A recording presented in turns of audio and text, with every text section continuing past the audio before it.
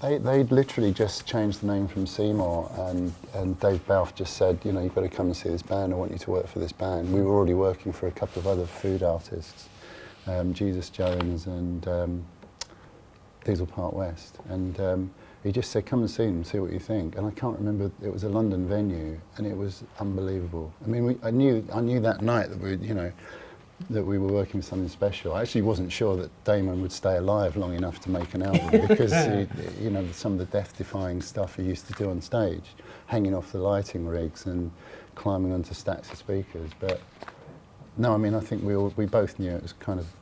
I think you do go the extra mile once you know there's something really special going on. We had a phone call from Damon one day, and he said he wanted to meet us on the King's Road. That's true, isn't it? That's correct. Down near the World's End, down there, and we weren't sure why, but he said, I want to show you something. And it was actually, when we got to the address, it was a William Hill betting shop. And I think he was interested at that stage. We'd explored a lot to do with Britishness and how we perceive Britishness and how foreigners perceive that looking back. And I think he was interested in William Hill because of the attitude, I mean the actual atmosphere of those shops. He'd been reading London Fields by Martin Amis, and which is kind of the subplot, if you like, of that book is about the seedier side of London life, and and Martin Amis, it's almost autobiographical, I think, because it's about someone who spends lots of time at dart matches in pubs and what have you. And I think that made him realise that a lot of the songs were coming from that as well. They were about sort of the things that everyone does that are kind of a little bit hedonistic, but on a very small level. So there's references to drinking, sex in Greece, etc., etc., and it's just what everyone goes through.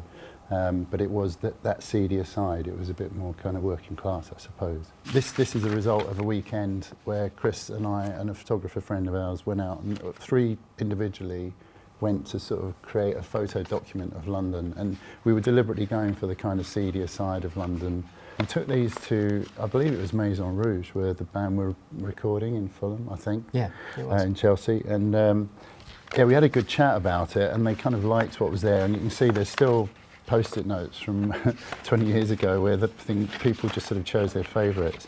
But there was nothing there that was actually saying, you know, we must use this theme as an album cover idea, and it really wasn't until the other idea, you know, the William Hill idea came up that we were focused. The other things we did, which I won't show you all of them because they're not all relevant, but Chris can talk you through these because these were. That was his baby, the Rolls Royce.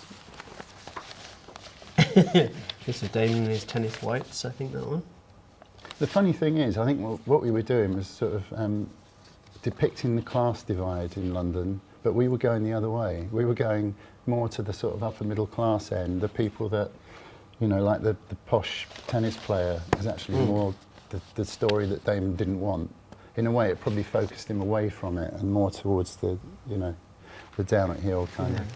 But I think with the previous artworks with Blur, what we were really into was actually, like I say, taking images and reappropriating them, putting them somewhere where you wouldn't expect them. And I think it reached a point with this, didn't it, where we were taking quite tourist tap, but making them famous, but also, you know, referencing Peter Blake and people like that, or just take, you know, pop art where you'd take an everyday mundane thing and make it quite, you know, escalating it and putting it onto a different format, really.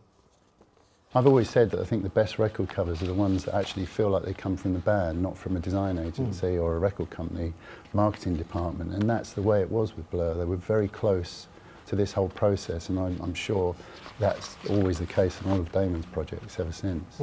It has endured because it's a great album. All the songs on it are terrific, and it's radio friendly. You hear them on Radio 1, Radio 2, Radio 4, I mean, you know, 6, and it's, you know, I think they just carry on.